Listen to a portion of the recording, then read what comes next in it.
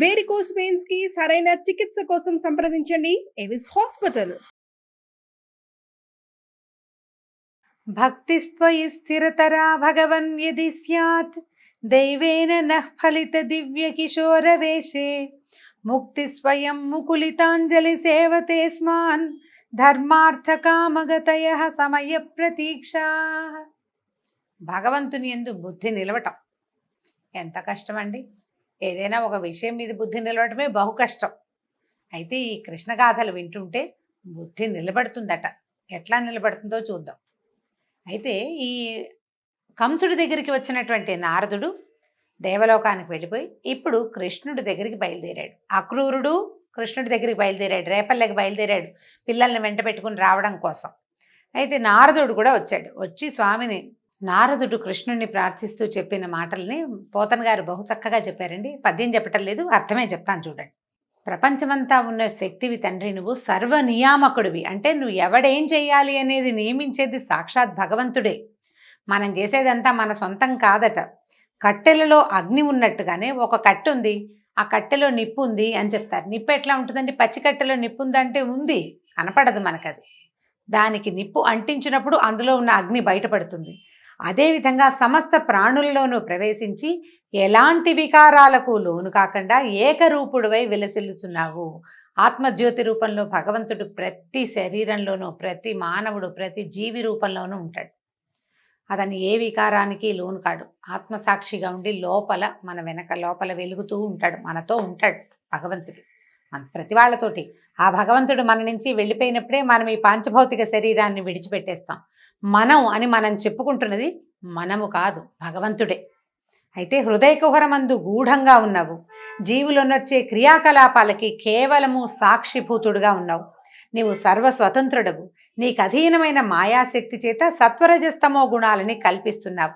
భగవంతుడి యొక్క అధీనంలోనే ఉంటుంది మాయ. దాన్నే మనం విష్ణుమాయ అని చెప్పుకుంటాం. ఈ త్రిగుణాల చేత జగత్తును సృజిస్తున్నావు, పాలిస్తున్నావు, సంహరిస్తున్నావు. రాజుల ఆకారాలు ధరించి ఉన్న రాక్షసులను నిర్మూలించి ఈ భూమండలాన్ని కాపాడడం కోసం అవతరించావు స్వామి నువ్వు అని చెప్తూ ఏమంటున్నాడంటే, ఇంతకుముందు నువ్వు ఎందరినో సంహరించావు. ఇక ముందు రేపు నాడు జరగబోయేది చెప్తున్నాడు. చాణూరుడు, ముష్టికుడు, గజుడు, కంసుడు, శంఖుడు, కాలయవనుడు, మురుడు, నరకుడు, పౌండ్రకుడు, శిశుపాలుడు, దంతభక్తుడు, సాలుడు మొదలైన వారు నీ చేతిలో మరణిస్తారు. దేవలోకం నుంచి పారిజాత వృక్షాన్ని పెళ్లగించి తెస్తావు. నీ వల్ల నృగునికి శాప విముక్తి కలుగుతుంది. శమంతకమణిని స్వీకరిస్తావు. మృతులైన బ్రాహ్మణ కుమారులను తిరిగి తెచ్చి ఇస్తావు. అర్జునుడికి సారథివై అక్షౌహిణుల సైన్యాన్ని సంహరిస్తావు తండ్రి. తర్వాత వర్ధనశీలుడైన పరమేష్టి కూడా, అంటే మనుషులని పుట్టించే పరమేష్టి కూడా నీవు చేసే పనులు లెక్కించలేకపోతాడు. నీ లీలలు అపారమైనవి, అనంతమైనవి. వాటిని లెక్క పెట్టలేము. మనం లెక్కబెట్టి కొన్ని చెప్పుకుంటాం. లెక్కలేనన్ని లీలలు చేస్తాడు లీలామానుష విగ్రహధారి అయిన కృష్ణుడు. నీ వల్లే సత్వరజస్తమో గుణాలు జనించి వృద్ధి పొంది అణగారిపోతాయి. నీ రూపానికి మేరలేదు. నువ్వు సర్వవ్యాపివి, జయశీలుడవు, సహనశీలివి, పరమేశ్వరుడవు, ప్రమాణరహితుడవు, ప్రపంచ నియామకుడు అయినటువంటి నీకు నమస్కరిస్తానంటూ నారదుడు వేనోళ్ల విష్ణుని, ఈ కృష్ణుడిని పొగిడి సెలవు పుచ్చుకున్నాడట. ఆ తర్వాత ఒక రోజట గోపబాలుడు కృష్ణుడితో కలిసి అడవికి వెళ్ళాట. చూడండి, ఇప్పుడు ఇవన్నీ మాట్లాడాడు బోళ్ళంత వివరంగా. ఈయన దేవదేవుడు అవతారం ఎత్తలేదు, ఇంకా బాలకుడి వేషంలోనే ఉన్నాడు. అంటే తన పాత్రకు న్యాయం చేకూరుస్తూనే ఉన్నాడు అనమాట. పోయి ఒక పర్వతం, ఒక చిన్న కొండ దగ్గర దాగుడు మూతలు ఆడుకుంటున్నారట. అందులో కొందరేమో గొర్రెలుగా, కొందరు కాపరులుగా, కొందరు గజ దొంగలుగా ఏర్పడి వాళ్లలో వాళ్ళు కళ్ళు మూసుకుని కళ్ళగంతలాడే ఆట ఆడుకుంటున్నారు. అందులో మయుడనే ఒక రాక్షసుని యొక్క కుమారుడైనటువంటి వ్యోమకాసురుడు అనేవాడు ఒకడొచ్చాడు. మయుడనే రాక్షసుని యొక్క పెద్ద కొడుకు. ఈ వ్యోమకాసురుడు ఏం చేశాడట, ఒక గోపాలక రూపం ధరించి, ఈ అడ్డు లేదు, వాడి దొంగతనానికి అడ్డమే లేదు, అందరూ గోపాలక రూపంలో ఉంటే వాడిని అనుమానిస్తారు. ఏం చేశాడు, ఈ ఆటలో గొర్రెలుగా నటిస్తున్న పిల్లల్ని ఒకళ్ళని తప్ప మిగిలిన వాళ్ళందరినీ ఒక్కొక్కళ్ళని కన్ను గప్పి పర్వత గుహలోకి తీసుకుపోయాడు. అందరినీ పర్వత గుహలో పెడుతున్నాడు. క్రమంగా గోపాలకులు కుమారులు చిన్నపిల్లలందరినీ అందులోకి, ఆ గుహలోకి తీసుకెళ్ళిపోయి పెద్ద బండతోటి వాకిలి మూసేసి మళ్ళీ వచ్చి ఆటలో చేరాడు. గొర్రెలుగా నటిస్తున్న వాళ్ళందరినీ ఎక్కడో దాచారనమాట. గోపాలకులు ఇప్పుడు గొర్రెల తాలూకు కాపర్లుగా ఉన్నవాళ్ళు వెతుక్కుంటూ ఉంటారు. ఇక దాచిన వాళ్ళు ఎవరు? గజ దొంగలుగా ఉన్నవాళ్ళు. ఈ కొత్తగా వచ్చిన రాక్షసుడు ఏం చేశాడు, ఆ గజ దొంగ వేషం వేసి పిల్లలందరినీ తీసుకెళ్లి దాచిపెట్టేశాడు కొండ గుహలో. సర్వజ్ఞుడు, గర్వాంధులైన ధనుజుల్ని దునుమాడేవాడైనటువంటి కృష్ణుడు నవ్వుతూ చెప్పాడు, ఓ రాక్షస, నీ గుట్టు బయలుపడింది. నువ్వు చాలా గజ దొంగవి, గొల్ల పిల్లలందరినీ కొండలో దాచిపెట్టావు, మిగిలిన వాళ్ళు కూడా పెడుదుగాని రా అని ఏం చేశాడట, సింహం తోడల్ని పట్టుకున్నట్టుగా ఇట్లా ఓడిసి పట్టుకున్నాడట, చంక కింద ఇరికించుకున్నాడనమాట. ఇరికించుకుని ఏం చేశాడు, ఇట్లా గట్టిగా ఎప్పుడైతే కృష్ణ స్పర్శ తగిలిందో వాడు చేతి కిందకు వచ్చేసరికల్లా, అంటే శరీరానికి దగ్గరగా వచ్చేసరికల్లా రాక్షసాకారంతో పెద్దగా అయిపోయాడు. స్పర్శ తగిలేసరికల్లా విడిపించుకునే శక్తి లేదు, భయం పడుతూనే గింజుకుంటున్నాడట. గింజుకుంటుంటే ఈ చేతి కింద పెట్టి గట్టిగా నొక్కేశాడట మెడని. అంత పెద్ద రాక్షసుడు ఈ 14-15 సంవత్సరాల బాలకుడి చంక సందులో ఇరుక్కుపోయి మెడ విరిగి మరణించాడు. దేవతలు ఓహో ఓహో అన్నారట. అక్కడి నుంచి ఏం చేశాడు కృష్ణుడు, ఈ దానవుణ్ణి చేతిలో ఇచ్చి విసిరేసి పర్వత గుహాద్వారం మూసి ఉంది కదా, ఒక కొండకి రాయడం పెట్టాడు. ఆ రాయిని ముక్కలయ్యేలాగా తన్ని గుహలో తిరుగుతున్నారట పిల్లలంతా. ఏమిటో ఎక్కడికో వచ్చేసాం, ఎక్కడున్నామో తెలియటలేదు. వాళ్ళందరినీ బయటికి తీసుకొచ్చాడు. ఆ రాత్రి అక్రూరుడు మధురా నగరంలో ఉండి మర్నాడి ప్రాతకాలం లేచి నిత్యానుష్ఠానాలు అవి తీర్చుకుని నందకులానికి బయలుదేరాడు. బయలుదేరుతూ ఇట్లా ఆలోచిస్తున్నట్టు ఏమనుకుంటున్నాడు, కిందటి జన్మలో నేను ఎలాంటి తపస్సు చేశానో, ఎలాంటి దానాలు చేశానో, ఆది పరమయోగులకి కూడా అందనేటువంటి బ్రహ్మస్వరూపుణ్ణి, తెలివి మాలిన వాడిని అయిన నేను, అంటే ఏ శక్తియుక్తులు లేనివాడిని, సాధారణమైన వ్యక్తిని, నాకేం తపస్సు లేదు ఏం లేదు, కానీ నేను భగవంతుడిని దర్శించడానికి వెళ్ళబోతున్నాను అంటే కృష్ణుడు భగవంతుడని స్పష్టంగా ఎరుకగలిగిన వాడు అక్రూరుడు. మునుపు ప్రహ్లాదుడు, అంబరీషుడు వాళ్ళంతా ఏ భగవంతుడి పాదాలని ఆశ్రయించి జనన మరణ చక్రాన్ని నుంచి తప్పుకున్నారో అతని అవతారమే కదా ఈ కృష్ణుడు. ఇప్పుడు ఈయన్ని వైరబుద్ధితో చంపడానికి, నిష్కారణం అంటే నాకేం లేదు, నా మీద అతనికి ఏం ప్రేమ ఉంటుంది, వాళ్ళని పిలవడానికి నన్ను వ్యాజంగా పెట్టుకున్నాడు అంతే. అయినా కూడా నా మీద ప్రేమతో చేశాడు. అతను వీళ్ళని చంపడానికి పెట్టుకున్నా కూడా వాడు నా మీద ఎంత ప్రేమ అంటే, వాడికి ఆ కంసుడు, దుర్మార్గుడైన కంసుడికి కూడా ప్రేమ లేకపోతే ఇంత మంచి పనికి ఎవరైనా పెడతారా? వాడి లాంటి స్నేహితుడు మళ్ళీ దొరుకుతాడా నాకు? భగవంతుడిని చూసి రారా అని వాడికి పగే, కానీ ఇది నాకు వరం కదా అని భావిస్తున్నాడు అనమాట. అయితే ఇప్పుడు నన్ను చూసి కృష్ణుడు ఇది నేను దుర్మార్గుడిని అనుకుంటాడేమో, కంసుడు నన్ను చంపడానికి వీడిని పంపించాడు, వీడు దుర్మార్గుడేనని భావిస్తాడేమో, నన్ను తెలుసుకుంటాడో లేదో, నా మనస్తత్వాన్ని అర్థం చేసుకుంటాడో లేదో, నన్ను మన్నిస్తాడా, నాతో సరిగా మాట్లాడతాడా, నన్ను చూసి కోపం తెచ్చుకుంటాడా అని ఆలోచించి అతనికి ఏంటంటే అస్థి నాస్తి విచికిత్సా భావాలన్నమాట. భగవంతుడు ఎరుకగలిగిన భగవంతుడు నన్నెందుకు తెలుసుకోడు అని అనిపిస్తోంది ఒకసారి. కానీ నేను దుర్మార్గుడైన కంసుని యొక్క పనుపును వస్తున్నాను కాబట్టి తను ఆదరించడేమోనని భయం వేస్తుంది. మనకు కూడా అలాంటివే భావాలు కలుగుతూ ఉంటాయండి. పరిపరి విధాల పోతుంది మనసు ఒక పని చేసేటప్పుడు.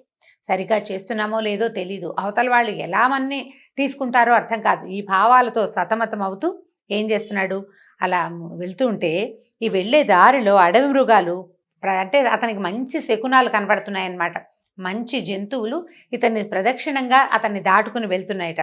ఇంకా ఆలోచిస్తుంటే ఊహిస్తున్నాడనమాట, చక్కటి ముంగురులు, సందమామ లాంటి ముఖం, కంజదళాయితాక్షుడైన భగవంతుడిని నేను చూడబోతున్నాను అని చెప్పి ఊహించుకుంటున్నాడు. ఆయన రూపం ఎట్లా ఉంటుంది, కృష్ణుడి రూపాన్ని, అతని నవ్వు ముఖాన్ని ఊహించుకుంటూ నాకు అన్ని శకునాలు మంచివి జరుగుతున్నాయి కాబట్టి బహుశా నన్ను మాధవుడు మన్నిస్తాడేమో అని అనుకుంటూ నేను రాత్రిపూటే వెళ్ళి ఆయన కాళ్ళ మీద పడిపోతాను. అంటే నేను ఎలా దండం పెడతాను, ఎలా హ్యాండిల్ చేస్తాను అన్నీ మనం ఊహిస్తాం. ఏదైనా ప్రోగ్రామ్ చేస్తే ఇలా నుంచోవాలి, ఇలా నడవాలి, ఇలా మాట్లాడాలని ఊహిస్తాం కదా. అట్లాగే అక్రూరుడు నానా రకాల ఊహలు చేస్తున్నాడు అనమాట. ఎన్ని ఊహలో పరిపరి విధాల ఆలోచిస్తూ ఈ రథాన్ని ఎక్కి వేగంగా పరిగెత్తాడు. వెళ్తూ ఉంటే ఎలా ఉందంట అంటే గోకులం, ఇప్పటిదాకా మనం పెద్దగా గోకులం గురించి చెప్పుకోలేదండి. పోతన గారు బ్రహ్మాండంగా రాస్తారు. వెళ్ళి చందనము, మొల్ల, మల్లె, తాడి, మద్ది, గోరంట, మర్రి, మామిడి మొదలైన తరుగులతో నిండినది, వికసించిన ఎర్రతామరలు కలిగినది కనుకనే బాలరామకృష్ణుల్ని సంతసింపజేసేది అయిన బృందావనాన్ని తన ముందు తెలుసుకున్నాడు. అలా వెళ్తూ ఉంటే ఊరొచ్చి ప్రత్యక్షమైందట ఆయనకి. ఊళ్ళోకి వెళ్ళాడని చెప్పటం లేదు కవిగారు, ఆ ఊరు అతనికి కనపడింది. బృందావనంలోకి ప్రవేశించాడు. సాయంకాలం అయ్యేసరికల్లా దూడలు, కోడలు, గేదెలు గుంపులుగా వెళ్తూ మేతకెళ్ళి అక్కడక్కడ పచ్చిక మేస్తూ ఎప్పటికీ రాకపోతే వాటి కోసం వెతకడం కోసం వెళ్ళి కొన్ని రావు ఉండిపోతుంటాయి. ఉండిపోతే వాటిని పిలుస్తూ ఉంటారనమాట. అన్నీ వచ్చినాయి, ఇవి రాలేదని, దూడలు ఉండిపోయినాయని, ఓ గేదె ఉండిపోయిందని. వీళ్ళు ఏం చేస్తారు, సాయంకాలం అయ్యేసరికల్లా కేకలు పెట్టి ఒక వెతుకులాడుకుంటారు ముందు. తర్వాత ఒకళ్ళనొకళ్ళు కేస్తారు, హే అక్కడుందా అక్కడుందా, ఎర్రది నల్లది పచ్చది అని గుర్తులు చెప్పుకుంటూ కేకలు పెడుతున్నారు. ఆ కేకలు అరుపులు ఈ ఆవులని వాటిని పిలిచేందుకు ఒక ప్రత్యేకమైన సంకేత భాష ఉంటుంది. ఆ అరుపు తన యజమాని తాలూకు కంఠస్వరాన్ని ఆ పశువు గుర్తిస్తుందన్నమాట. అట్లాంటి కేకల్ని తర్వాత తమకు ఆమె పాలు కారుతూ పరిగెడుతున్న ఆవులు, దూడల కోసం పరిగెడుతున్న ఆవులని జాగరూకులుగా అటు ఇటుగా, అంటే ఈ ఆవుల మందకి అటు ఇటు ఏ జంతువులు రాకుండా కాపలా కాస్తున్నటువంటి గోపాలురిని చూసుకుంటూ ఎంత అందంగా ఉందో ఆ గోపల్లె. గోధుళ్ళు వేళ, సాయంకాలం వేళ కొంచెం తిరిగి వస్తుంటే పశువులు అక్కడ రేగే దుమ్ము పరమ పవిత్రమైనదట. ఆ పవిత్రమైన గోధూళి తనని మరింత పవిత్రం చేస్తూ ఉండగా ఈయన బలరామకృష్ణుల భుజదండాలనే ప్రాకారాలతో రక్షింపబడుతున్న రేపల్లెలోకి ప్రవేశించాడు. ఎంత పరమాద్భుతంగా ఉందంటే ఆయన ఆ వెళ్తున్న దారినే చూసే నేను భగవంతుని చేరిపోయానని అత్యుత్సాహంతో గబగబా వెళ్తున్నాడనమాట. ఆవులు, దూడలు, తర్వాత ఎద్దులు, చిన్న చిన్న లేగదూడల చెంగనాలు, తల్లుల దగ్గరికి అవి పరిగెత్తటాలు, అట్లాంటి దృశ్యాలన్నీ గమనించుకుంటూ ఆనందంతో వెళ్ళాడు లోపలికి. అయితే అక్కడ పాదాల ముద్రలు కనపడ్డాయట. పద్మము, అంకుశము మొదలైన శుభలక్షణాలు కలిగిన కృష్ణుని అడుగుల చొప్పు సంతోషంతో అడుగుల ముద్రలు కనపడుతున్నాయట. వాటిని చూసి మేను పులకించి ఆనంద భాష్పాలతోటి కళ్ళలోంచి నీళ్ళొచ్చేస్తున్నాయన్నమాట. అక్రూరుడు ఉత్కంఠతోటి రథం నుంచి దిగాడు. భగవంతుణ్ణి చూస్తానన్న ఉత్సాహం, చూడబోతున్నానన్న ఆనందం, చూసేస్తున్నానన్న సంతోషం, ఇవన్నీ భక్తులకి ఎంత విపరీతమైన ఉద్వేగాన్ని, ఆనందాన్ని కలిగిస్తాయో ఈ అక్రూరుడు ఈ నందవ్రజాన్ని దర్శించినప్పుడు రాసిన వర్ణన వ్యాసుల వారు పరమాద్భుతంగా రాశారు సంస్కృతంలోను. అది పోతన గారి వర్ణన అసలు చెప్పనలవగానే సౌందర్యవంతంగా ఉంటుంది. అవకాశం ఉంటే స్వయంగా చదివి తెలుసుకోండి. నేను తేలిగ్గా చెప్పుకుంటూ వెళ్తున్నాను కానీ చదవాలి దాన్ని.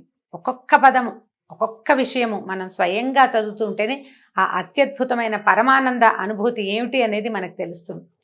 అక్కడి నుంచి లోపలికి వెళ్ళారు. ఆ వెళ్తూ ఉంటే వారికి ఏం కనిపించారంటే, తామర రేకుల వంటి కన్నులు గలవారు, రంగారు మేనులు, చక్కని వస్త్రాలు ధరించిన వాళ్ళు, వెల్లి విరిసే కాంతులు, పచ్చనైనా నల్లనైనా చక్కటి వస్త్రాలు ధరించారు. కృష్ణుడేమో పసుపచ్చటి బట్ట కట్టుకున్నాడట, పంచ కట్టుకున్నాడు. బలరాముడేమో నల్లటి వస్త్రాన్ని కట్టుకుని పూలదండలు వేసుకుని ఎట్లా ఉన్నారంటే మన్మథాకారులుగా ఉన్నటువంటి పాలు పితికే వాడల్లో ఉండి, అంటే ఈ గొల్లపై పల్లెలో అలా సంతోషంగా తిరుగుతున్నటువంటి బలరామకృష్ణులని స్వయంగా మాంసనేత్రంతో దర్శించాడు అక్రూరుడు. ఇది చూసేసరికి ఆనందం పట్టలేకపోయాడనమాట. అంత సౌందర్యాన్ని అంటే భక్తి వల్ల వచ్చిన భావన వేరు. సాధారణంగా అబ్బాయిలు బాగున్నారనిపిస్తుంది.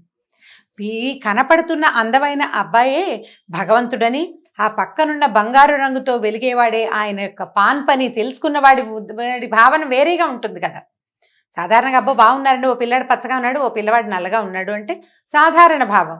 వీడే భగవంతుడు. తన ఎదురుగుండా ఉన్న ఈ 15-16 సంవత్సరాలు కూడా పూర్తిగా లేని పిల్లవాడు ఇతడు సాక్షాత్ హరి అని, పక్కనున్నవాడు సాక్షాత్ ఆదిశేషు అని అర్థమయ్యి తెలుసుకున్నవాడి భావన, వాళ్ళ ఆనందము అపరిమితమైనదన్నమాట. పరమానందంతో శ్రీకృష్ణ పాదాలకి బలరామకృష్ణుల పాదాలకి నమస్కారం చేశాడు. అక్కడి నుంచి ఈయన ఏం చేశాడు, ఈయన చేతులతోటి కృష్ణుడు కౌగిలించుకున్నాడట అక్రూరుని. అనంతం ఇద్దరు దండం పెట్టారు, ఇద్దరికి దండం పెట్టాడు, ఇద్దరు కౌగిలించుకున్నారు. తమ ఇంటికి తీసుకెళ్తే సరే అడిగారు, అడిగి కనుక్కున్నారు. గద్దె మీద కూర్చోబెట్టి కాళ్ళు కడిగారు, మధుపర్కం సమర్పించారు. తర్వాత చక్కగా భోజనం పెట్టారు, తాంబూలం అవి ఇచ్చారు. నందుడు కూడా వచ్చి ఆయన్ని చాలా ఆదరించి ఇలా అడిగాడు.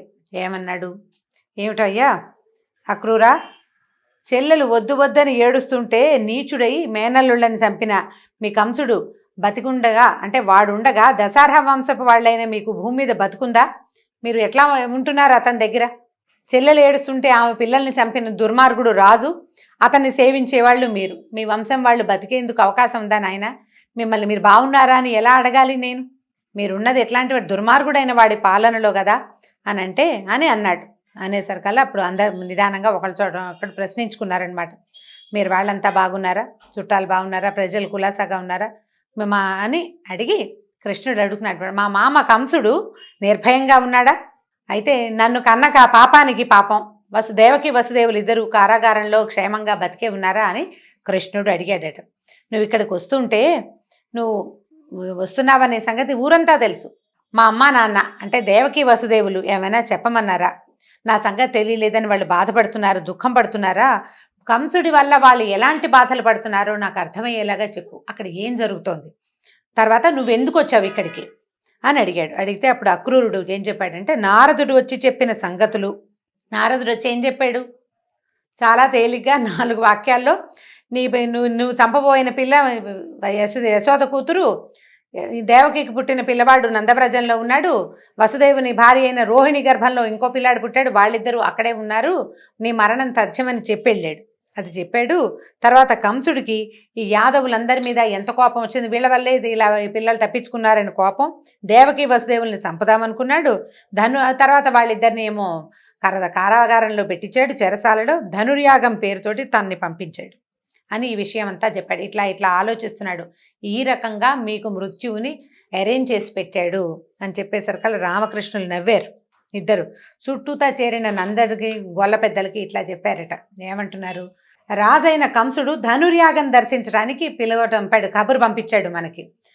ఆ ప్రభువుని చూడ్డానికి వెళ్ళాలి. రాజుగారు కబురు చేస్తే మా ఇంట్లో పెళ్ళి రండి అంటే వెళ్ళొద్దు, మరి మన ఆఫీసర్ పిలిస్తే వెళ్ళవలసిందే, రాజు చెప్తే తప్పకుండా వెళ్ళాలి.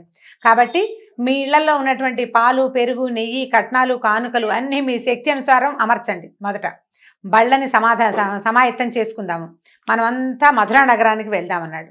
అక్కడి నుంచి అక్రూరుడు ఈ రామకృష్ణులు ఇద్దరిని మధురకి తీసుకెళ్తాడు అని తెలిసేసరికల్లా గోపవనితలంతా కంగారు పడిపోయి భయపడిపోయారు. ఇక చాలా బమ్మో ఇంకేముంది, కుమారులిద్దరినీ తను రథంలో తీసుకెళ్తానని వెనకాల వీళ్ళందరినీ రమ్మని అక్రూరుడు చెప్పాడు. ఎప్పుడైతే అక్రూరుడు వీళ్ళని తీసుకెళ్తాడని అర్థమైందో అక్కడి నుంచి గోపకాంతలంతా కంగారు పడిపోయారమ్మో ఇంకేముంది, అక్కడికి వెళ్తే ఇంకా చాలా ప్రమాదం అని, ఈ పిల్లాన్ని రోజు చూడలేకపోతాం, కృష్ణుణ్ణి, హృదయేశ్వరుడైన శ్రీకృష్ణుణ్ణి నిత్యము దర్శించలేకపోతామని కళవళ పడిపోయినటువంటి గోపవనితలు అందరూ ఫీల్ అయిపోయారు. పైగా ఏమనుకుంటున్నారంటే, ఈయనున్నాడు కదా బ్రహ్మదేవుడికి పని బాట లేదు, ఆయన ఏదో ఒక నలుగురు మనుషులను తయారు చేసి ఊరుకోకుండా ఈ మన కృష్ణుని ఇక్కడ ఉండనీయకుండా పిల్లల్ని తిప్పినట్టుగా ఇక్కడి నుంచి అక్కడెక్కడికో తిప్పడానికి ప్రయత్నం చేస్తున్నాడు. ఎవరైనా సరే చెప్పి ఈ పద్ధతులు మాన్పిస్తే బాగుంటుంది, ఇదేమిటి ఇట్లా మళ్ళీ తీసుకెళ్ళిపోతున్నారని వాళ్ళు ఒకే రకంగా దిగులు పడుతున్నారనమాట.